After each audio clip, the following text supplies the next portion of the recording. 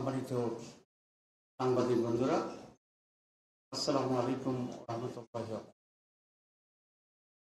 আপনারা দেখেছেন একজন গেস্ট ভদ্রলোক আপনাদের সামনে যে এখন বেরিয়ে গেছে। উনি হচ্ছেন রাশিয়ার বর্তমান অ্যাম্বাসেডর। ওনার ফার্স্ট সেক্রেটারি সহ উনি আমির জামাতের সাথে দেখা করার জন্য আজকে আমাদের করেছেন।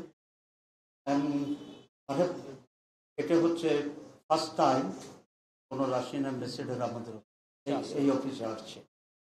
আমাদের সাথে সবসময় যোগাযোগ আছে ছিল, কিন্তু অফিসিয়ালি রাশিয়ান অ্যাম্বাসেডর প্রথমবার জামাত অফিসে আসছেন এবং বাংলাদেশের বর্তমান অনগোয়িং পরিস্থিতি, রাশিয়া বাংলাদেশ রিলেশনশিপ এবং ইনভেস্টমেন্ট, আগামী দিনে জামাত ইসলামী এই ধরনের বাংলাদেশ দেখতে চায় এবং আমাদের আন্তর্জাতিক যে সম্পর্ক ইত্যাদি বিষয়ে বিস্তারিত আলোচনা হয়েছে। এনজিএস সিমেন্ট, আস্থা নিরাপদ নির্মাণে। এবং আমরা দুটি বিষয়ে একমত হয়েছি যে বাংলাদেশে তাদের ইনভেস্টমেন্ট আরও বাড়বে, সাপোর্ট থাকবে।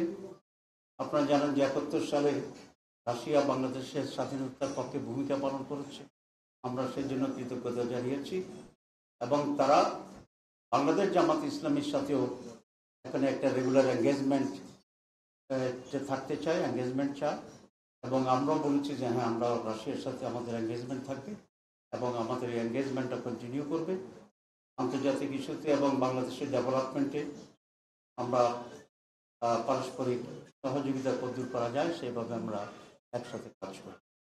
এই ছিল মূল কথা।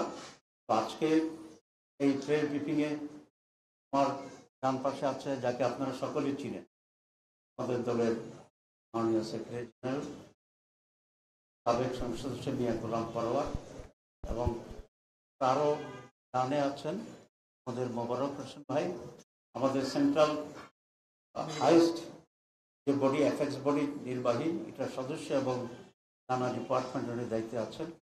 আমার বাইরে আছেন আমাদের আরেকজন মাননীয় ডেপুটি আমির, নাইবে আমির এবং সাবেক সংসদ সদস্য শামসুল ইসলাম সাহেব।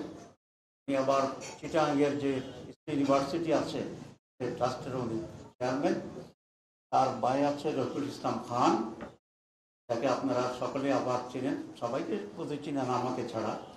তো আজকে এই দিকে আমরা স্বল্প সময়ের জন্য আপনাদের সামনে হাজির। আপনাদের সকলকে ধন্যবাদ। নির্বাচন নিয়ে কথা হয়েছে, কখন হইতে পারে এখানে আমাদের কি কথাবার্তা আছে। জি, তাহলে ধন্যবাদ সবাইকে।